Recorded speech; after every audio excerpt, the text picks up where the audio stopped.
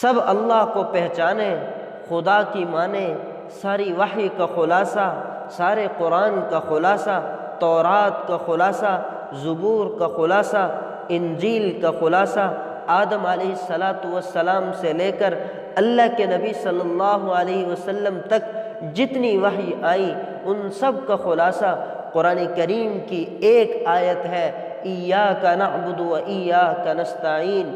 ہمارے مسائل کا حل، عوام کے مسائل کا حل، غریبوں کے مسائل کا حل، مالداروں کے مسائل کا حل، ڈاکٹروں کے مسائل کا حل، وکیلوں کے مسائل کا حل اللہ کی ماننا ہے، اللہ سے مانگنا ہمارے مسائل کا حل ہے۔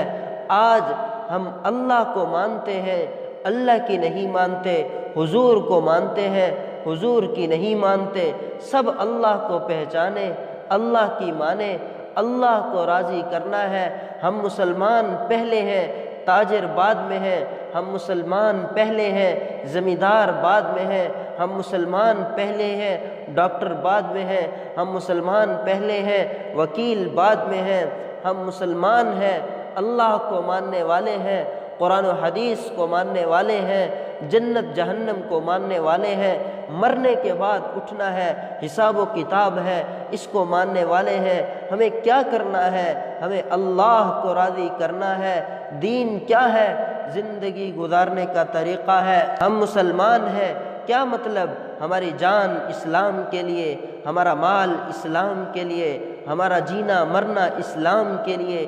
اسلام چمکے گا تو مسلمان چمکے گا۔ مسلمان دکانوں سے نہیں چمکتا، عہدوں سے نہیں چمکتا، مسلمان ڈگریوں سے نہیں چمکتا۔ مسلمان کی پہچان کارخانے دار ہونا نہیں ہے، مسلمان کی پہچان ڈاکٹر ہونا نہیں ہے، مسلمان کی پہچان انجینئر ہونا نہیں ہے۔ حضرت عمر کا فرمان ہے، اعزنا اللہ بالاسلام، اللہ نے ہمیں جو عزت دی ہے وہ اسلام کی وجہ سے ہے۔ ہماری عزت اچھے کپڑوں سے نہیں ہے، عہدوں سے نہیں ہے، ڈگریوں سے نہیں ہے۔ مسلمان کی عزت کوٹھیوں سے نہیں ہے، مسلمان کی عزت بنگلوں سے نہیں ہے۔ مسلمان کب چمکے گا؟ جب اسلام چمکے گا۔ مسلمان کو کب عزت ملے گی؟ جب اسلام کو عزت ملے گی۔ مسلمان کا چمکنا اسلام کے چمکنے میں چھپا ہوا ہے۔ مسلمان کی عزت اسلام کی عزت میں چھپی ہوئی ہے۔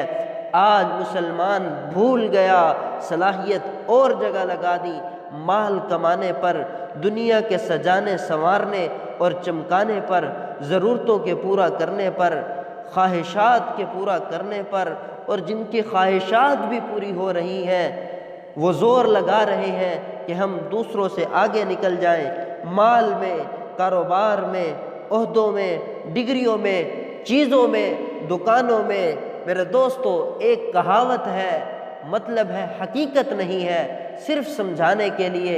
بکریاں چرانے والا، اسے مل گیا شیر کا بچہ جنگل میں اور لا کر بکریوں میں چھوڑ دیا۔ اب بکریوں میں وہ رہا، پلا پوسا، 2 سال 3 سال 4 سال بکریوں میں رہ کر وہ بھی سمجھا کہ میں بھی بکری ہوں، بھول ہی گیا کہ میں شیر ہوں۔ ماحول کیا دیکھا؟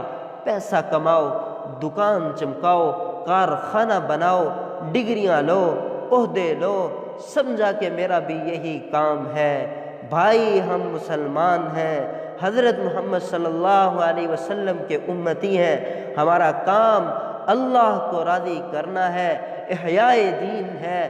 مرنے کے بعد ایک گروہ جنت میں، ایک گروہ جہنم میں جائے گا۔ فریق فی الجنہ و فریق فی السعیر۔ کامیاب کون ہے، ناکام کون ہے؟ اللہ نے واضح بتلا دیا، فرمایا فمن زحزح عن النار وادخل الجنۃ فقد فاز۔ جو جہنم سے بچا لیا گیا اور جنت میں داخل کر دیا گیا وہ کامیاب ہو گیا۔ یہ ہے کامیابی۔ ورضوان من اللہ اکبر ذلک هو الفوز العظیم۔ کامیابی کسے کہتے ہیں؟ سب سے بڑی کامیابی اللہ کو راضی کرنا ہے۔ ومن یطع اللہ ورسولہ فقد فاز فوزا عظیما۔ کامیابی کس کا نام ہے؟ ساری دنیا کامیابی چاہتی ہے، ناکامی سے بچنا چاہتی ہے۔ مال کا مل جانا کامیابی نہیں ہے، حکومتوں کا مل جانا کامیابی نہیں ہے، عہدوں کا مل جانا کامیابی نہیں ہے، ڈگریوں کا مل جانا کامیابی نہیں ہے، بڑی کوٹھیاں بنا لینا، بنگلے بنا لینا کامیابی نہیں ہے۔ اللہ فرما رہے ہیں کامیابی جو اللہ رسول کی اطاعت کرے گا، اللہ رسول کی مان کے چلے گا، یہ ہے سب سے بڑی کامیابی۔ کچھ نہ تھا کائنات میں، صرف اللہ، کچھ نہ رہے گا، صرف اللہ رہے گا، اول آخر ظاہر باطن صرف ایک اللہ۔ اللہ کو راضی کرنا ہے، محبت اللہ سے کرنی ہے۔ والذین آمنوا اشد حبا للہ، محبت اللہ سے کرنی ہے۔ جو ایمان والے ہوتے ہیں انہیں سب سے زیادہ محبت اللہ سے ہوتی ہے۔ ہمیں اللہ کی طرف دوڑ لگانی ہے۔ ففروا الی اللہ، دوڑ لگاؤ اللہ کی طرف، مال کی طرف نہیں، مال والوں کی طرف نہیں، حکومتوں کی طرف نہیں، حکومت والوں کی طرف نہیں، بلکہ مال والے بھی، حکومت والے بھی سب دوڑ لگائیں اللہ کی طرف۔ کامیابی کس کا نام ہے؟ اللہ کو پا لینا، اللہ تک پہنچ جانا، اللہ کو ساتھ لے لینا، اللہ کو راضی کر لینا، اس کا نام ہے کامیابی۔ اور ناکامی کس چیز کا نام ہے؟ اللہ کو کھو دینا، اللہ کو نہ پانا، اللہ تک نہ پہنچنا، اللہ کا ساتھ چھوٹ جانا اور ناراض ہو جانا، یہ ہے ناکامی۔ ساری دنیا کامیابی چاہتی ہے، کامیابی دینے والا اللہ ہے، ضرورتوں کو پورا کرنے والا اللہ ہے۔